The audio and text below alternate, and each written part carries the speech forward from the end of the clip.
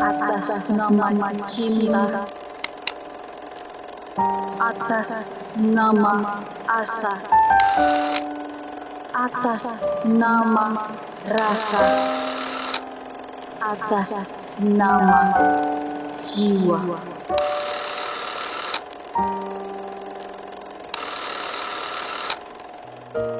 Pendapat aku tentang bullying itu yang pasti perilaku yang tidak baik dan tidak boleh dicontoh, karena itu bisa merusak mental, baik fisik, verbal maupun sosial. Mungkin karena badan aku gendut gitu ya, terus kayak dijauhin juga, aku nggak ada temen pas di SMP juga, temen aku cuma satu. Itu sih pas zamannya masih SD kan, dulu kan masih ada zamannya geng-gengan gitu. Nah saya ada di kubu netral lah. Waktu itu kan saya arah pulang, tiba-tiba kayak dijegat gitulah sama geng yang beda-beda gitu. Terus saya kayak diancam inilah, saya kayak ditendangin gitu.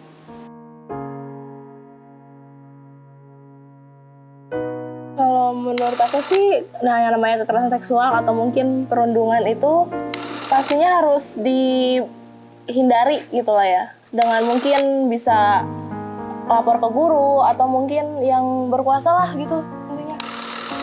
Kalau menurut aku, kita bisa juga bilang ke gurunya, ya betul. Terus jaga pergaulan, jangan salah milih teman kalau bisa. Kalau kita salah milih teman, ya bisa ke hal yang buruk. Misalkan kita teman kita buruk, ya kita juga bisa terjerumus ke hal buruk itu dong. Jadi jaga pergaulan. Terus kalau misalkan kita mengalami kekerasan seksual atau bully, kita langsung bisa kasih tahu ke guru BK atau wali kelas kita.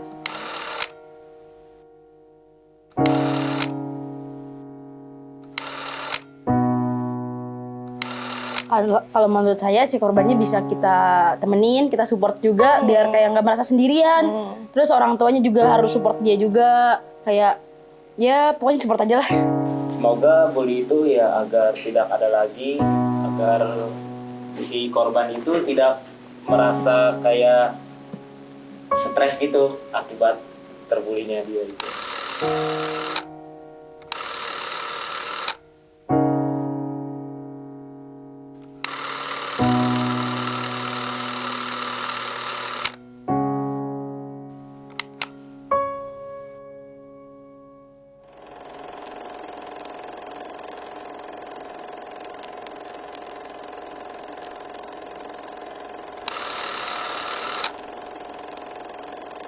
Kasus bullying di sekolah ataupun kekerasan seksual ini jarang sekali mendapatkan bantuan ataupun juga dukungan dari berbagai macam pihak, dan sebenarnya itu juga salah satu hal yang penting. Kenapa? Karena korbannya sendiri pun mungkin tidak berani mencari bantuan atau bercerita kepada temannya atau mungkin kepada orang tua dan juga kepada guru gitu sih.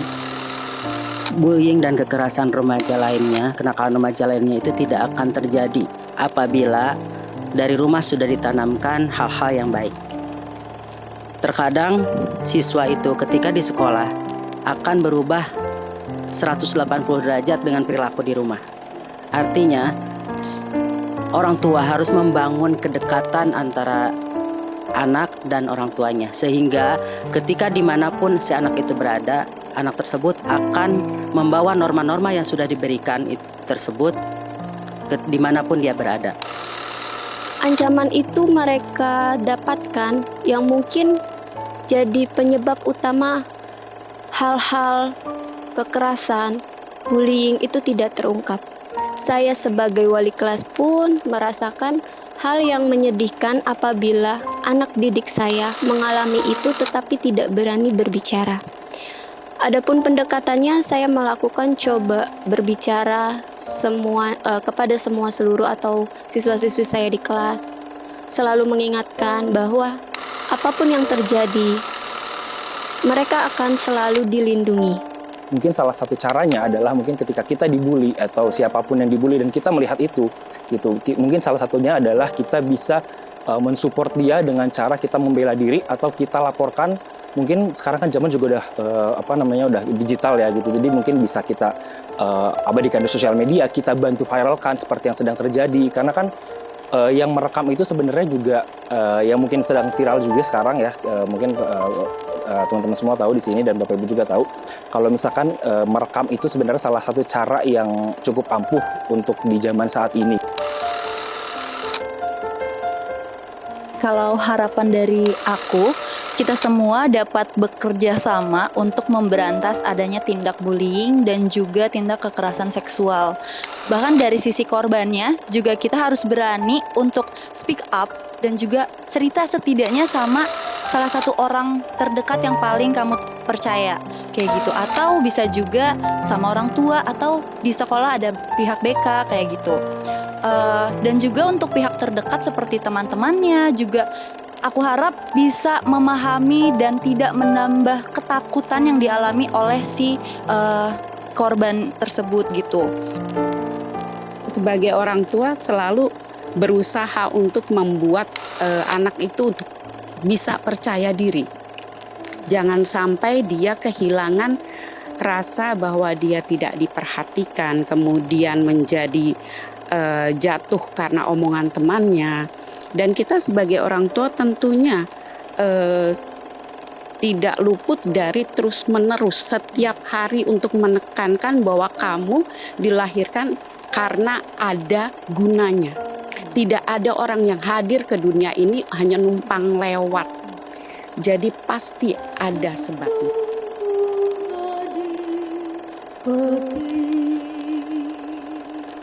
Sebelum